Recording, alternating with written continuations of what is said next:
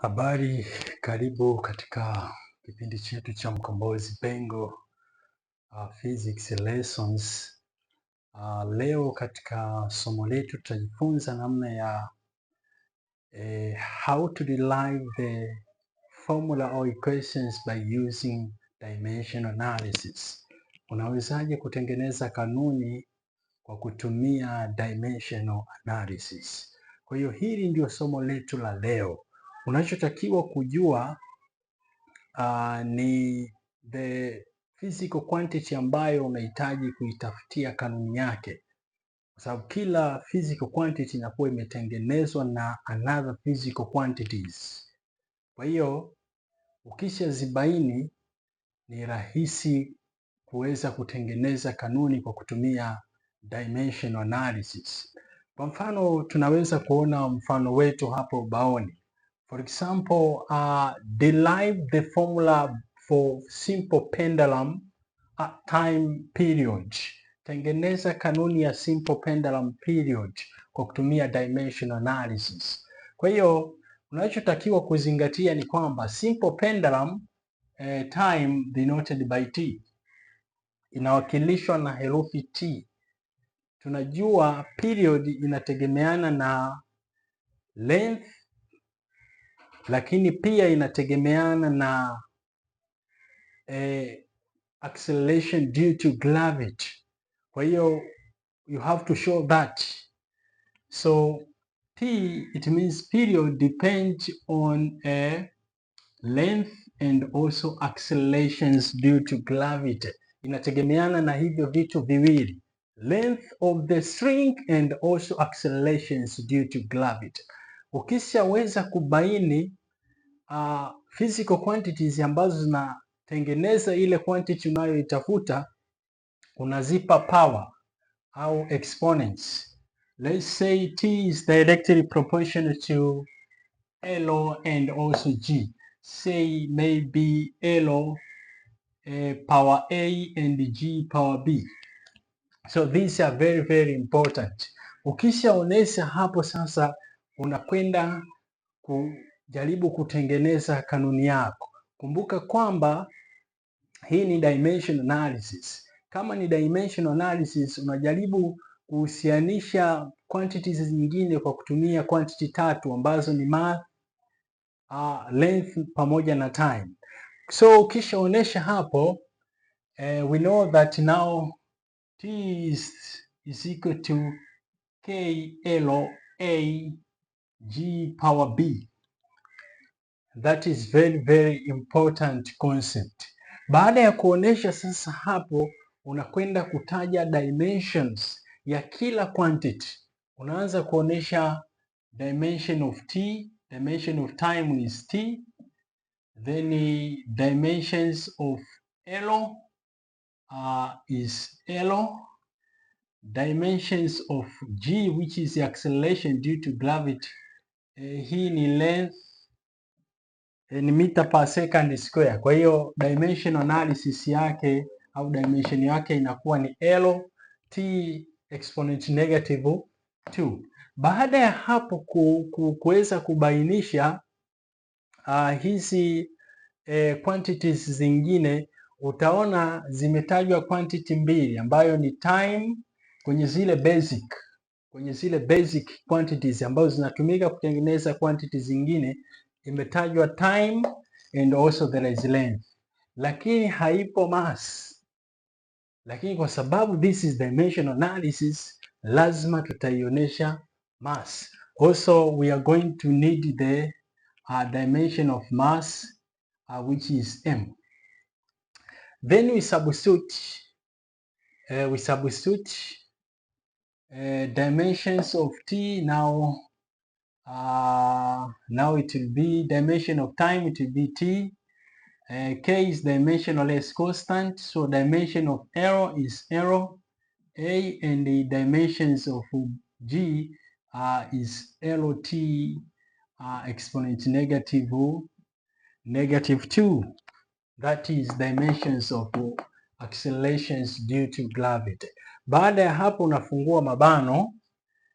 Kwa hiyo huku itakuwa ni t ni sawasawa na k L exponent A, kifungua itakuwa tena L exponent B T negative exponent negative 2B. Itaonekana hivyo baada ya kufungua mabano. So unajaribu kurahisisha, so it will be T is equal to K L, this is A plus B T exponent negative 2B. That is namna ambavyo naweza kuonesha. Baada ya hapo tunajaribu kuonesha kwamba kwa sababu this is formula, if it is formula it should be dimensionally correct, homogeneous from the principle of homogeneity. Kwa hiyo tutajaribu kuonesha upande wa this is left, this is right hand, this is left hand. So we are going to substitute the other quantities such as mass like this. Now it will be m power 0 L power 0 T power 1 is equal to K L A plus B, then T exponent negative 2B. This is because you may find the m power 0. Any number power 0 ni 1. Namba yote exponent yake ikiwa ni 0, hiyo ni moja. Kwa hiyo haina effect. Tunajaribu kulinganisha upande huu, lakini upande huu pia also is supposed to have m. Supposed to have m. To have m which is 1 also. Ukisema m exponent 0, this is 1. There is no effect. Baada ya kuonesha hapo, hiki kitu kabisa ni sawasawa na hiki, kwa sababu this is 1, this is 1 and also this is 1. There is no effect. Kwa hiyo utajaribu compare hizi power. Tutaanza na m, compare, then we compare left hand side with the right hand side. So it will be m 0 is equal to this power is also 0. So you may see m power 0, if you check in another side is 0. So there is no problem on that. Then we come L power 0 is equal to, if you compare here you have A plus B. A plus B. Ukiangalia power ya length in another side is A plus B. So here, from here, it means A plus B is equal to 0.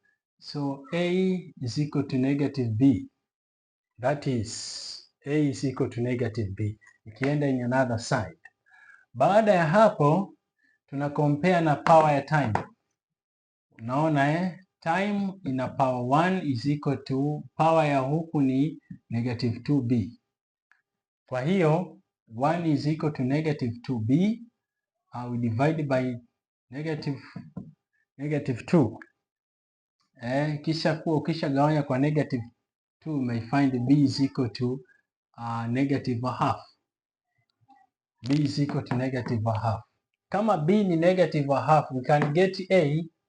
Kwa hiyo A it is equal to negative of negative a half.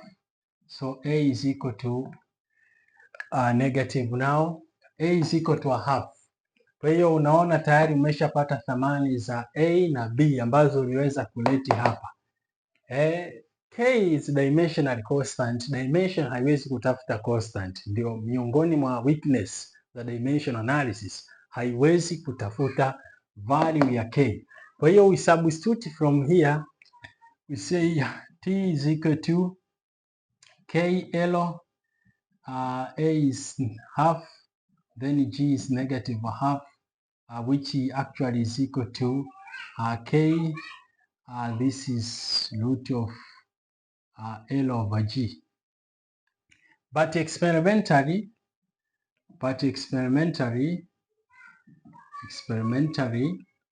kulingana na experiment, K is equal to a half.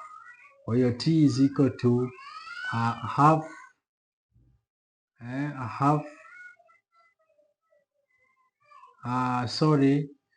Experimentally, K is equal to 2 pi.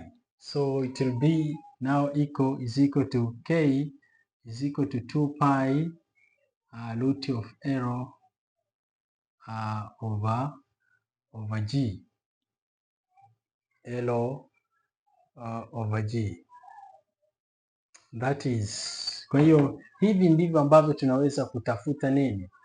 Kanuni kwa kutumia dimensional analysis. Kitu ambacho ni muhimu ni kukumbuka ile quantity huwa inatengenezwa na vitu gani. Kwa hiyo utaangalia hapo utaangalia kwamba swali letu inasema derive the formula for simple pendulum time period. Kwa hiyo unachotakiwa kujua hii period inatengenezwa na vitu gani. Kwa hiyo huwa inatengenezwa na length, lakini pia inatengenezwa na acceleration due to gravity. Kwa hiyo you say t is directly proportional to L(g). But tunataka kujua L ina power gani na acceleration ina power gani? Kwa hiyo tunaleti hapa ni L power a na hapa ni g power b. Baada ya hapo unaondoa proportionality sign by equal k. Kwa hiyo utaona t is equal to k L power a g power b. We find the dimension of t. Dimension of t, time is t. Dimension of length is L. Dimension of g, this is acceleration. So it is L t exponent negative 2. Dimension of mass inakuwepo. Kwa nini? Kwa sababu dimension quantity yoyote huwa tunaamini imetengenezwa na zile quantity tatu. Kwa hiyo lazima iwepo mass, length and also time. Baada ya hapo unaingizia zile dimensions. Kwa mfano t inakuwa dimension of time is t, k dimensionless constant, L dimension of L is L, dimension of length. Dimension of g is Lt negative 2. Ukifungua mabano hapa inakuwa t ni sawasawa na k L power a L power b, then t ukifungua mabano hapa inakuwa ni t negative 2b, exponent negative 2b. Kwa hiyo baadaye unaendelea na calculations zako, unasema t ni sawasawa na k L a, hapa pana L a na hapa pana L b. This ukitumia knowledge ya exponent una plus, kwa hiyo inakuwa ni L a plus b, na hapa ni t negative 2 b exponents. Baada ya hapo unajaribu kulinganisha upande wa left hand side na right hand side, lakini kabla ya hapo una substitute, unaingizia zile quantity zingine ambazo tunategemea ziwepo upande huu na ziwepo upande huu, kwa sababu kikawaida tunasema equation yote is dimensionally correct. Kama dimensionally correct, kwa hiyo lazima pawepo na balancing ya hizi quantities upande wa huku na huku, zile quantity tatu. Kwa hiyo hapa tutaingiza m power 0 na l power 0. Any number power 0 ni 1. Kwa hiyo haina effect kitaalamu kihesabu. Kwa hiyo na huku tunaingiza m power 0 ili itokee mtl na huku pawepo na mtl. Baada ya hapo una compare powers za kwenye left hand side na right hand side. Utasema m power 0 ni sawasawa na power ya huku ni 0. Hii there is no problem. L power 0, power ya L huku ni a plus b. Kwa hiyo 0 is equal to a plus b. Kwa hiyo baadaye utaweza kusema kwamba a plus b is equal to 0. Kwa hiyo a is equal to negative b. Baadaye unakwenda kucompare na power ya time. Time power 1, t power 1 is equal to time, power ya huku ni negative 2b, so is equal to negative 2b. Kwa hiyo kutokea hapa tunaweza kupata thamani ya b. Kwa hiyo we substitute, baadaye unakuja kuona tunapata b ni sawasawa na negative half. Kama tumepata b tunaweza tukapata a kutokea uhusiano huu. Kwa hiyo kwa sababu a is equal to negative b, kwa hiyo a is equal to negative ni bracket negative half. Kwa hiyo baadaye unaweza kusema a is equal to half. Kwa hiyo kanuni yetu itakuwa ni t is equal to k L power yake ni half which is a, na g power yake ni negative half which is b.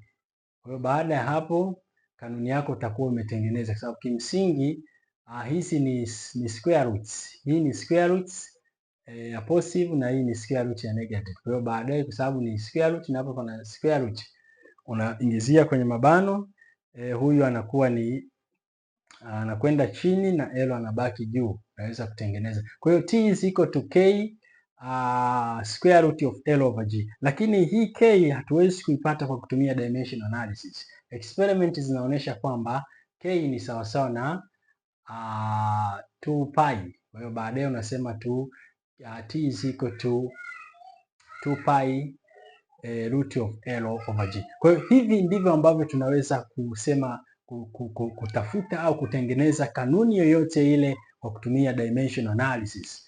Kinachotakiwa ni kuzingatia tu hiyo kanuni ambayo unataka kutengeneza imeundwa kwa vitu gani. Kwa hiyo niseme tu hapa ndio mwisho wa kipindi chetu, lakini usisahau kulike, usisahau kucomment, usisahau kushare. Endelea kusubscribe ili uweze kupata masomo yanayofuata zaidi. Asante.